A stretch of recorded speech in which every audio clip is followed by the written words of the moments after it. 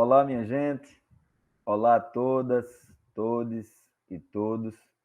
Aqui quem fala é o poeta Antônio Marinho, de São José do Egito, sertão do Pajeú. É uma alegria muito grande estar aqui com vocês, estar participando dessa série de encontros lindos que estão acontecendo nesses dias. Quero mandar um beijo de gratidão à minha irmãzinha querida, grande poeta, grande mulher, pajeuzeira, Mari Alves aí, e através do beijo nela, beijar toda a moçada, toda a rapaziada, a galera que faz o Poetizando a Rotina, que é esse espaço, esse lugar, esse olhar, esse ser de resistência que enfeita a cena contemporânea do sertão do Pajeú, a cena de arte, a cena de cultura, a cena de comportamento, de política, de discussão, de atitude. É lindo ver o Poetizando a Rotina resistindo realmente na rotina, diariamente, através da luta, do amor, do abraço e da arte. Então, minha gratidão enorme, minha alegria por esse convite do Poetizando a Rotina, essa moçada que eu beijo a partir de minha querida Mari Alves. Muito obrigado, obrigado mesmo. E vamos ter essa conversa aqui, rapidinho, digamos assim, porque no Pajeú é uma conversa, né? Qualquer conversa que se tem no Pajeú é uma conversa sobre poesia. É impossível os pajeuzeiros, as pajeuzeiras se encontrarem nas esquinas do ofício, da vida, das festas, do viver social comum, cotidiano. É impossível que os pajeuzeiros, as pajeuzeiras se encontrem e que o assunto não termine desembocando, resvalando, né, para o lado da poesia, para o lado da literatura. Então, isso aqui é uma conversa de um pajeuzeiro com outros pajeuzeiros, outras pajeuzeiras e pessoas de qualquer lugar, né, que podem estar nos assistindo agora, porque essa é a vantagem dessa danada dessa internet, que tem essas duas faces complexas, né, e encantadoras ao mesmo tempo. Essa face de nos isolar um pouco, porque é cada um na sua tela, e ao mesmo tempo isolados e com a capacidade de se revelar nas redes, né, de formar redes digitais através dessa linguagem nova das redes digitais, das redes sociais, de toda essa capacidade de criar e gerar conteúdo. Né? Isso é um lugar importante para essa conversa que a gente vai ter hoje. Então, estamos aqui para ter um papo virtual e real sobre, sobre a escrita criativa. Né? Foi esse o tema que a produção do Poetizando a Rotina me sugeriu, para falar um pouco sobre escrita criativa. Esse é um assunto que eu acho que a gente tem que começar a conversar a partir do título, né? Em todas as ciências humanas, né? Desde o fim do século XIX, uma virada epistemológica, digamos assim, todas as ciências humanas passaram a se preocupar com a linguagem, né, e trazê-la para o foco da sua discussão. A linguagem, até então, predominava nela a ideia de mediação. Né? É através da linguagem que a gente exprime tudo. Eu não consigo imaginar nada existir fora da linguagem. Linguagem, né? Que é muito mais amplo do que língua. A língua, o uso real da língua é uma das formas de linguagem. Né? São muitas linguagens, e são linguagens, inclusive, algumas, muitas, que não usam letras, que não usam códigos literais para representar. Hoje a gente vê os emojis, né, tomando conta, os símbolos, a gente corriqueiramente manda o coraçãozinho, manda a palminha, manda os fogos explodindo no parabéns, manda o bolinho com a vela no lugar de uma mensagem, e por aí sai. E tudo isso é válido, tudo isso é mensagem, tudo isso é linguagem. Por quê? Porque é um código emitido, recebido, decodificado, né? e que faz ligação com um sentido pacífico, partilhado entre aquelas duas partes. Quando eu digo xícara, 10 pessoas podem me ouvir e cada uma pode imaginar na sua cabeça uma xícara diferente. Agora, todas elas vão imaginar um lugar que dá para se tomar líquido e que tem uma asa pegada. A cor pode ser diferente, uma asa pode ser de um jeito, um desenho de outro, pode vir com pires, pode vir sem pires, pode ser algumas diferenças. Agora, se não tiver uma asa e não der para tomar uma coisa, não é xícara, né? Então, há um sentido compartilhado em determinado código, e a partir do uso dele e do seu entendimento, está estabelecida a comunicação, está estabelecida a linguagem em uso real. Por isso que a gente tem que se despir dos conceitos de certo e errado, né? Fulano escreve certo, fulano escreve errado. A poesia tal escreve certo, a poesia matuta escreve errado. Né? Esse tipo de juízo de valor, isso é bom, isso é ruim, isso é assim, isso é assado. Se a gente ficar só nesse jogo de antagonismo e de dicotomia, a gente vai ter complicação de trabalhar com a linguagem, porque a linguagem é exatamente a possibilidade de fragmentar a existência, a comunicação e o ser da existência em diversas formas. A gente está usando muitas linguagens o tempo inteiro, né? Hoje é celular, é internet, é vídeo, mas antes disso já é o sinal que se olha para estacionar, já é a piscada de olho que se dá como uma resposta, já é a própria fala, já é a própria escrita, já é o sinal que se faz de longe com determinado gesto e o outro já entende. A gente está o tempo inteiro multimídia, faz tempo que a gente é multimídia, faz tempo que a gente é transmediático, né? Faz tempo que a gente perpassa todas as linguagens precisando delas para a comunicação, porque nós somos seres sensitivos, né? Nós temos os 5 sentidos e os mais que ainda não exploramos do ponto de vista do cérebro, da capacidade da racionalidade que temos. Então, quando essa linguagem passa a ser preocupação também, né, a gente tem que, desde o nome das coisas, a gente tem que fazer um pensamento crítico. Desde o nome que a gente dá às coisas, a gente tem que se perguntar, não para estabelecer verdade, não para dizer o que é certo e o que é errado, senão a gente vai cair também no mesmo erro que eu acabei de citar como inadequado, né? Certo, errado, bom e ruim. Não é para normatizar nada, mas a gente precisa, desde sempre, fazer uma, uma análise, fazer uma pequena crítica. Por exemplo, quando a gente diz vamos falar sobre escrita criativa, aí a gente diz o que é escrita e o que é ser criativo, né? Porque se a gente não faz essa crítica inicial, a gente vai pegar a escrita como o exemplo mais padrão, que é a escrita, o ato de escrever, letras, e criativa como uma coisa interessante que alguém fez de um jeito, né? E a gente tem que ir um pouco além disso para começar a discussão. Quem primeiro, né, para os estudiosos, para os grandes estudiosos da linguagem, quem primeiro toma essa discussão para o centro de sua obra, quem primeiro usa a linguagem para além da mediação como objeto central de sua discussão, é Nietzsche, né? Nietzsche, nas considerações da filosofia da linguagem, né, Nietzsche faz uma discussão importantíssima sobre a natureza da linguagem, até da linguagem que se está usando enquanto se está falando de linguagem, né? Ele faz esse cascaveamento, é o primeiro a trazer essa coisa central, né? Claro que tiveram outros, tem outros importantes até hoje, mas Nietzsche é apontado por muitos, como Foucault, que é outro grande filósofo da linguagem. Foucault faz esse reconhecimento, né, de Nietzsche como ancestral dessa discussão, de usar a linguagem para falar de outras coisas, mas enquanto se usa a linguagem, a gente tem que discutir essa linguagem e esse uso dessa linguagem, né? Isso é a perspectiva da análise crítica do discurso, né?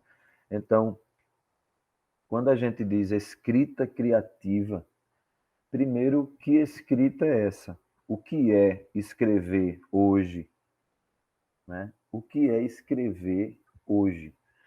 É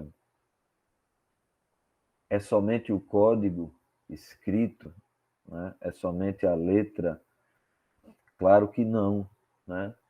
Claro que não. Nem a letra, há um tempo já que nem a letra em si é só letra, né?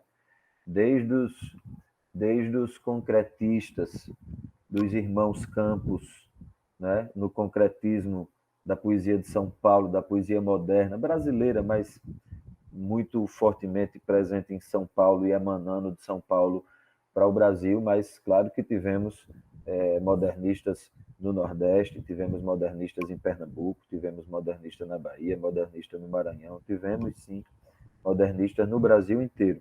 Mas essa coisa que a gente estuda na escola, né, esse concretismo muito ligado aos irmãos Campos, Haroldo e tal, desde eles que até a letra já não é só letra, né? Quando eles fazem petróleo, preto, preto, preto, preto, petróleo, preto, preto, petróleo, aquela letra não era só mais a letra para se escrever preto. Aquilo era o petróleo, né? O movimento da escavação da terra para chegar no petróleo. Então aquilo tinha uma função visual, concreta, para além do sentido literal, para além do significado, para além da letra em si, né? Preto, Preto, servia ali como uma imagem do, do, da máquina entrando na terra e indo até o preto, preto, petróleo, petróleo nosso, preto, preto, petróleo, né? Então, desde aí que o Brasil e que muita gente já produz a letra para além da letra, né?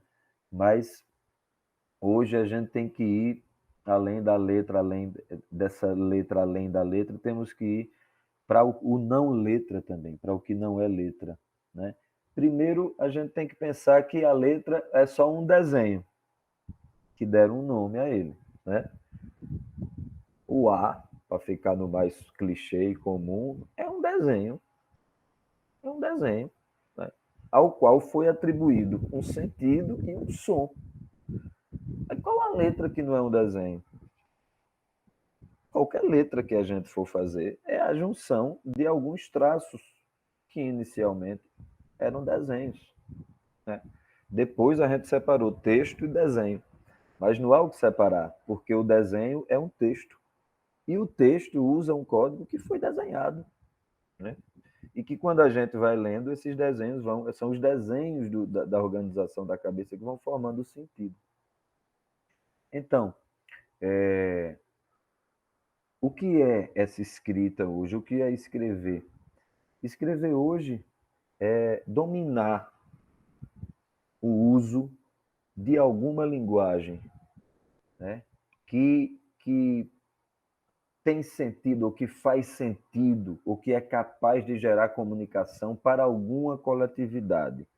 Eu tenho a impressão que essa coletividade é importante, assim, porque eu podia dizer, mas eu posso fazer também só eu e outra pessoa entendendo. Pode ser, mas eu acho que a gente, talvez esse lugar não seja o da escrita, né? Talvez seja um código, eu estou aqui pensando junto com vocês, tá? Não tenho nada estabelecido de verdade. Talvez a gente possa procurar outro nome, como código ou como, não sei, mensagem singular, específica, porque assim, eu acredito que para ser escrita esse elemento coletivo é importante. Tem que ter uma coletividade que reconheça aquilo como um código dotado de sentido. Nem precisa ser uma coletividade grande, eu não estou falando exatamente de número. Eu estou falando de um grupo social que detém, que tem uma característica antropológica, cultural na sua formação, que é mais forte do que ela. Por exemplo, não existe um pernambucano que possa renunciar ao frevo. Você pode não gostar de frevo, você tem todo o direito de não gostar de frevo. Agora, como pernambucano, eu renuncio ao frevo como meu patrimônio cultural, eu não tenho como. O frevo é maior do que todos nós, né? O frevo representa Pernambuco e tal. uma coisa que não é minha, ao mesmo tempo que é também, né? Os difusos, os bens difusos e coletivos, como são os bens culturais.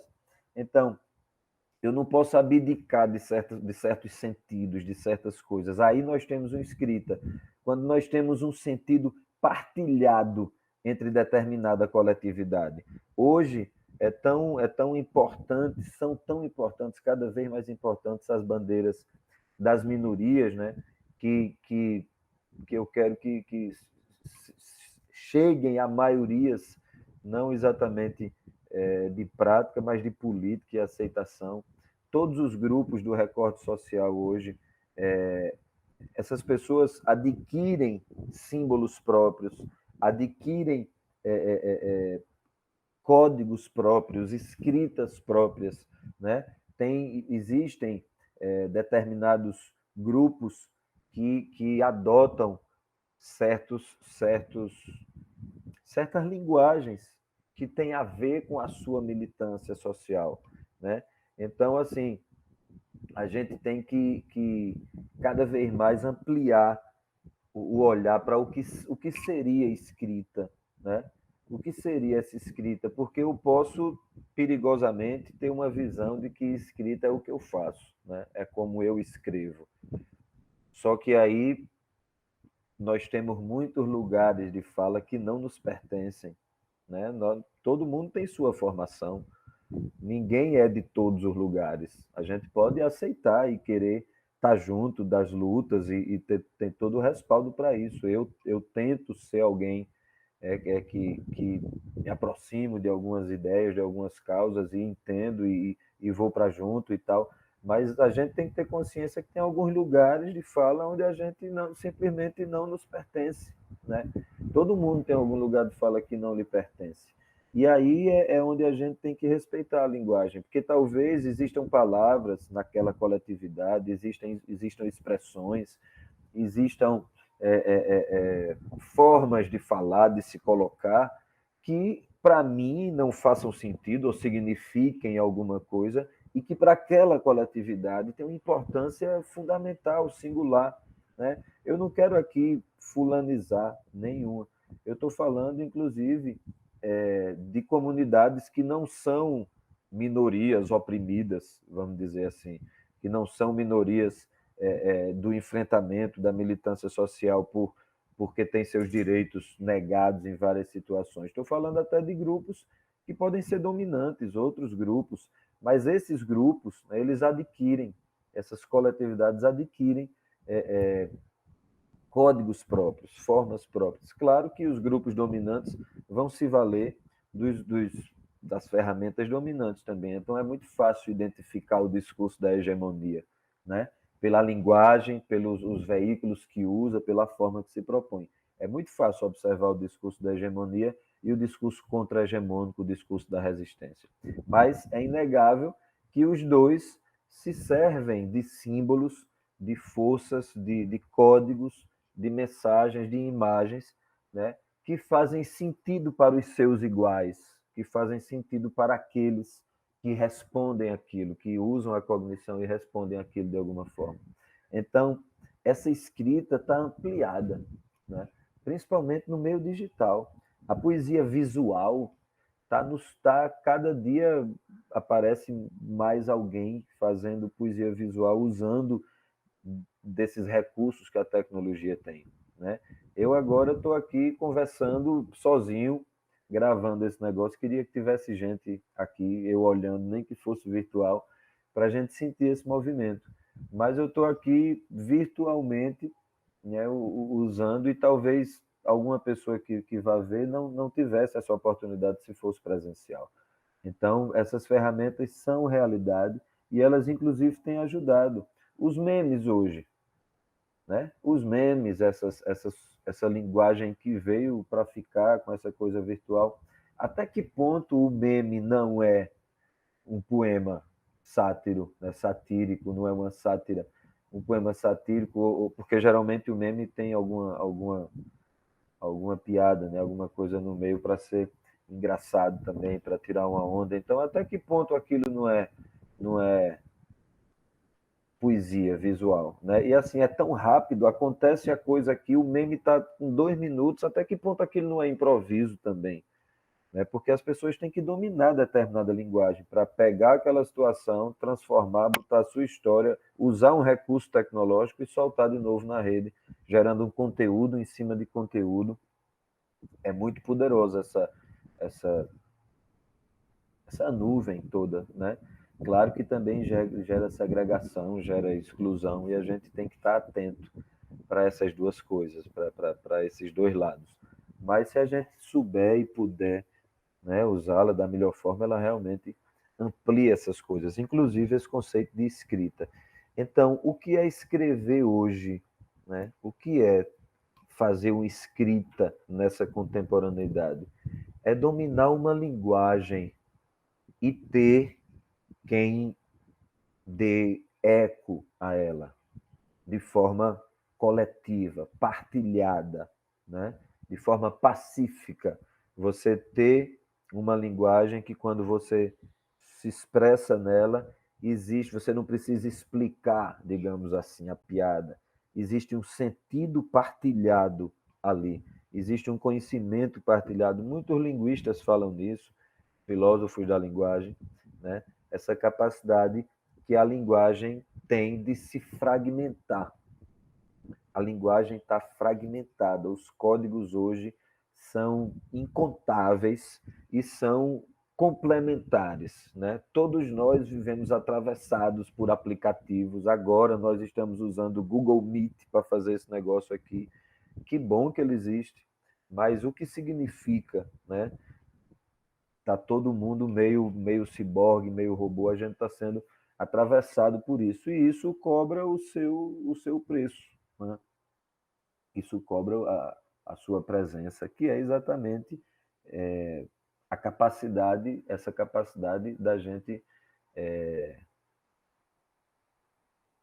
ter acesso a incontáveis formas de linguagem. E isso nos gera um compromisso muito grande com a tolerância, com o respeito ao diferente, né? A linguagem, como a gente falou, para além da mediação, ela precisa ser discutida, inclusive, como lugar de pertencimento, lugar de ativismo, lugar de se posicionar politicamente. Como a gente usa a linguagem, como a gente faz uso real das ferramentas que a gente tem à disposição para a comunicação, né? Das linguagens. Na verdade, não é a linguagem, são as linguagens, né? O que é que a gente acha da linguagem do outro? O que é que a gente acha da linguagem corporal, comportamental do outro? Até que ponto a gente é imperialista, a gente é opressor na linguagem, né? No uso da linguagem? Até que ponto a gente acha engraçado os famosos erros de português que a gente aprendeu a achar engraçado e a corrigir? Até que ponto isso é isso é só uma piada, ou isso é um uso não criticado da linguagem? Criticado no melhor sentido, né? A crítica é quando a gente reflete, faz um pensamento reflexivo sobre alguma coisa que a gente mesmo está raciocinando. Então, a gente precisa estar se perguntando, inclusive, como se usa hoje a linguagem, né? Recentemente, nós tivemos uma discussão com uma das pessoas para ficar bem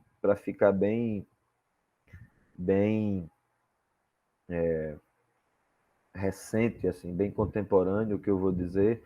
Nós tivemos uma discussão puxada por Lina da Quebrada, no Big Brother Brasil 2022, quando ela falou até que é tatuado na estrela o nome ela, porque ela quer ser tratada por ela, por esse pronome, que a gente não diz nem mais pronome feminino, porque, né, esse o nome é técnico só, pronome, porque o feminino também é uma categoria a ser discutida, né? O que é feminino, esse feminino, né? Cada um tem sua autodeterminação. Então ela quer ser tratada por ela. E até que ponto eu me negar a tratar alguém que quer ser tratado por ela, alguém que quer ser tratado por ele? Saiu no mesmo tempo um vídeo de uma policial que te diz a uma travesti, né? Que enquanto não mudar no seu RG, é macho, saia daqui. Até que ponto esse uso da linguagem é somente a mediação, é somente o jeito que a gente diz. Linguagem é só a ferramenta, até que ponto, né? Claro que não é só isso. Então, escrever hoje, escrever hoje, quando eu digo escrever, é fazer ofício da escrita, né? Escrever, todo mundo escreve, precisa escrever o tempo inteiro, em tudo na vida, mas fazer ofício da escrita, fazer, né? Trabalhar com a escrita. Eu vivo do que escrevo, né? Eu acho que é, antes de tudo, um compromisso político com a tolerância, com o respeito ao diferente, com a democracia, com o miolo da democracia, o respeito à subjetividade, né? E essa compreensão de que não há domínio sobre a linguagem. Não há receita, não há modelo certo nem errado, não há padrão a ser seguido, de forma nenhuma. O que precisa haver, a meu ver, né, como eu já disse, não estou aqui estipulando verdade, estou só conversando sobre isso. O que precisa haver para mim é um respaldo que vai além da amizade, senão é uma piada interna.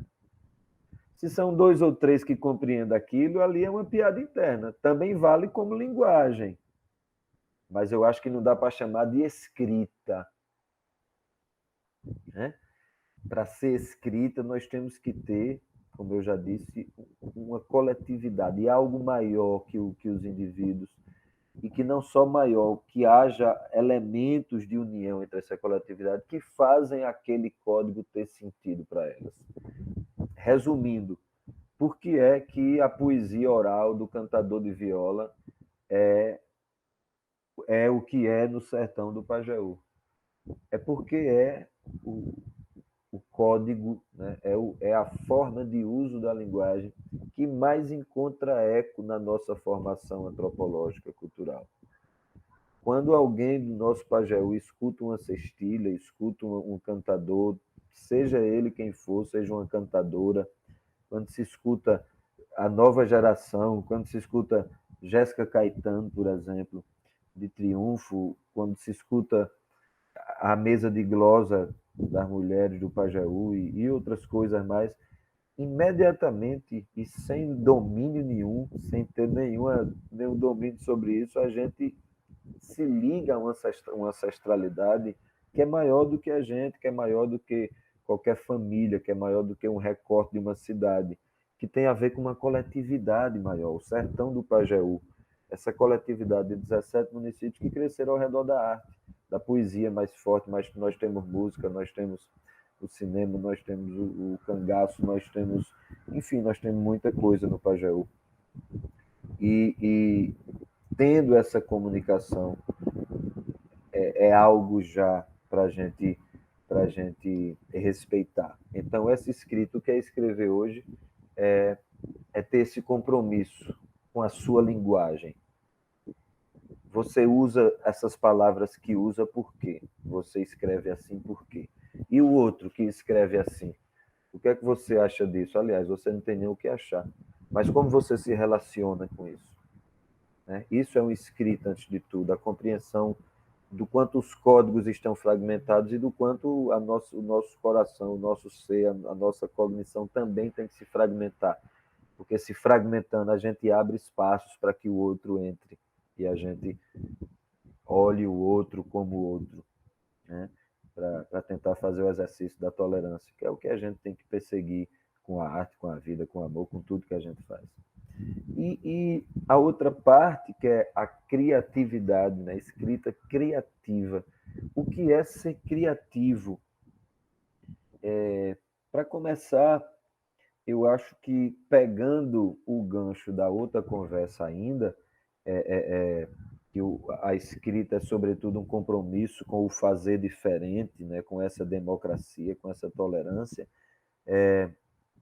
eu acho que o criativo é uma consequência disso. né?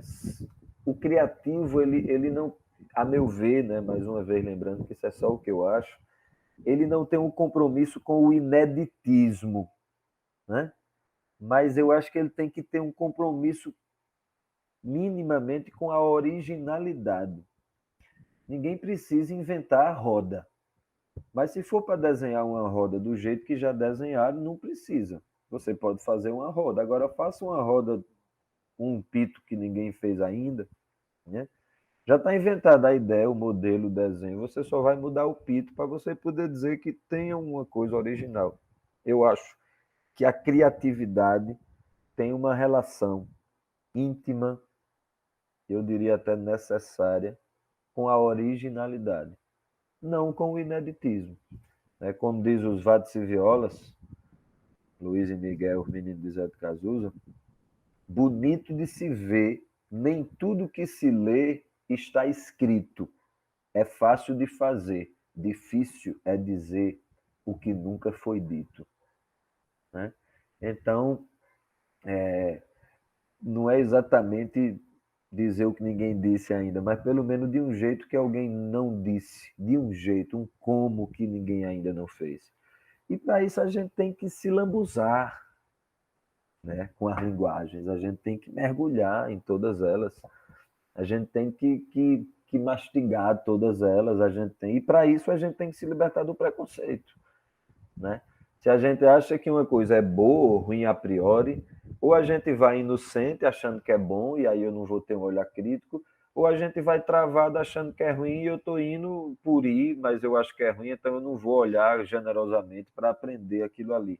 Então, sem preconceito, sem julgamentos, sem achar que poesia escrita é melhor do que poesia oral, sem achar que poesia que rima é melhor do que poesia que não rima, sem achar que romance é melhor do que conto, sem achar que desenho com isso é melhor do que desenho aquilo, sem achar que quem faz no computador não é artista, porque o computador é nos... São tantos, são tantas arestas que o preconceito pode criar, que às vezes a gente deixa de se valer de uma coisa que é maravilhosa, que podia nos completar, que podia ser bom para a gente, que podia nos ensinar a largar nosso espectro como artista, como gente, como conhecedor das coisas, né? Então, é, essa criatividade, mais uma vez, eu acho que está ligada a um ser, a um comportamento. Não é uma luzinha que desce e acende a lâmpada, a inspiração iluminada que Deus manda para o poeta ou para o artista. Claro que isso também existe, né? O insight, a chegada, isso também existe, mas não é disso que se alimenta o fazer diário da arte. Não dá para viver de arte e aguardar sempre esse insight. Eu acho que a criatividade é um processo muito mais ligado à continuidade. Se você quer viver de escrever, então eu acho que você tem que escrever todo dia. Não que você vá usar o que escreve todo dia. Tem muita coisa que a gente escreve que a gente nunca mostra a ninguém, mas serve para a gente fazer o próximo. Serve para a gente, isso aqui ficou feio, não vou usar no próximo assim. Para alguma coisa serve. Então eu acho que a criatividade, muito longe da ideia, repito, a ideia existe, a inspiração bate, uma coisa que a gente vê, uma imagem, uma música, uma paisagem, a gente arrepia, vem aquilo e faz. Claro que faz, mas se não houver um exercício cotidiano, diário, do ofício, eu acho que a lâmpadazinha sozinha não resolve. Né? Eu acho. Pelo menos este é o meu processo criativo. Eu tento escrever todo dia, eu tento ler poesia todo dia. Nem sempre consigo, né? Mas eu tento ler poesia todos os dias e escrever poesia todos os dias. Para quê? É porque eu escolhi isso como ofício. Eu escolhi viver disso e viver em todos os sentidos. Viver filosoficamente, existencialmente, é o que me alimenta, é o que me dá esperança, é a minha interlocutora entre o meu olhar e o mundo inteiro. A poesia me é generosa, ela me salva demais. mas também é o que eu escolhi para viver, para comprar o que eu preciso comprar, que eu vivo no mundo capitalista, para educar meu filho, para, enfim, para o que todo mundo precisa, para pagar conta. Eu vivo da poesia de todas as formas. Então, eu escolhi viver disso. Eu não só como quando a lâmpada cai, não. Né? A minha criatividade, o meu processo criativo está muito mais ligado a uma coisa dinâmica, diária. Tem dia que eu gosto de tudo que escrevo, tem dia que eu não gosto de nada. Né? E tem dia que todos os dias eu leio, nem sempre escrevo, mas ler poesia é difícil um dia que eu não leia. Muitas vezes é poesia que eu já li, não é sempre coisa nova, não. Mas o poema é sempre outro quando você visita, e você é também sempre outro quando visita mais uma vez o poema.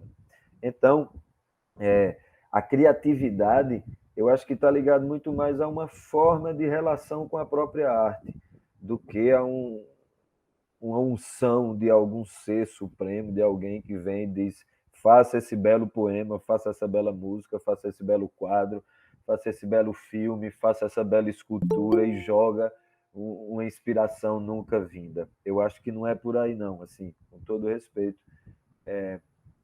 Quem pensa o contrário. Eu acho que essa criatividade, essa da lâmpadazinha explodindo, é uma criatividade, é uma propriedade de qualquer ser humano, né?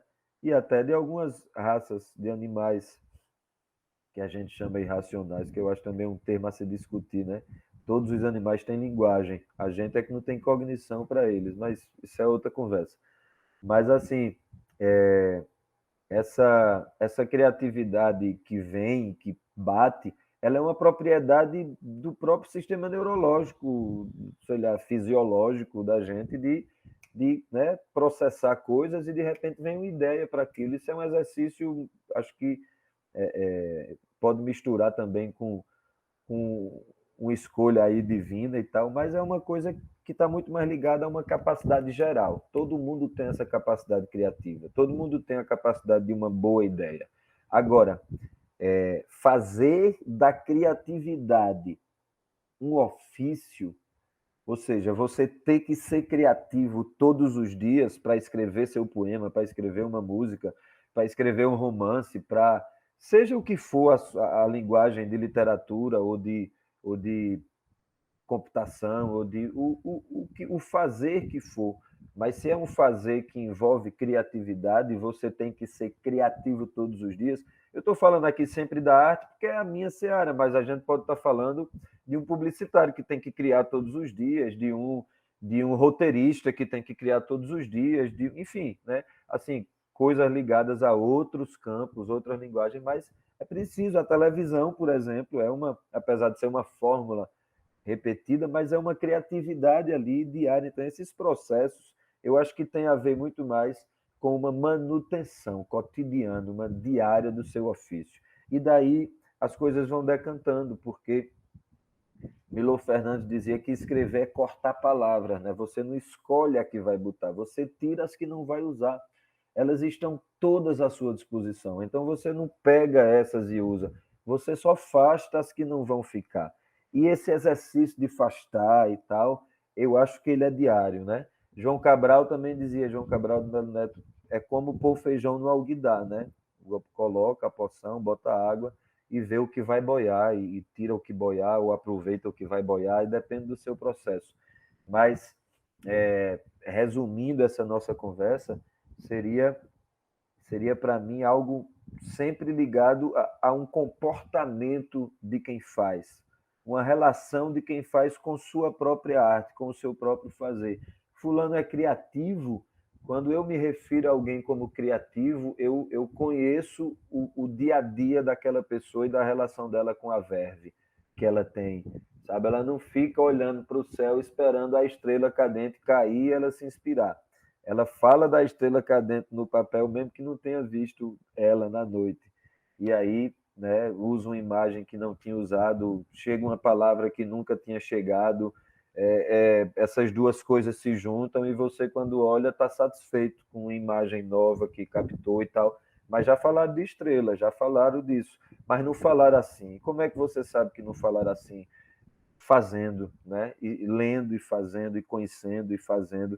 Eu estou, repito, lembrando trazendo sempre para a poesia, porque é o meu universo, mas isso está relacionado a qualquer fazer criativo. Então, eu acho que, como eu não consigo separar a arte de comportamento humano, político, filosófico, real, eu acho que a arte não tem que nada. A arte tem que fazer assim, a arte tem que fazer assim. Não, se tem que, já não é arte. Eu também não estou para patrulhar ninguém, nem ficar em cima dizendo como as pessoas têm que fazer. Não se trata disso.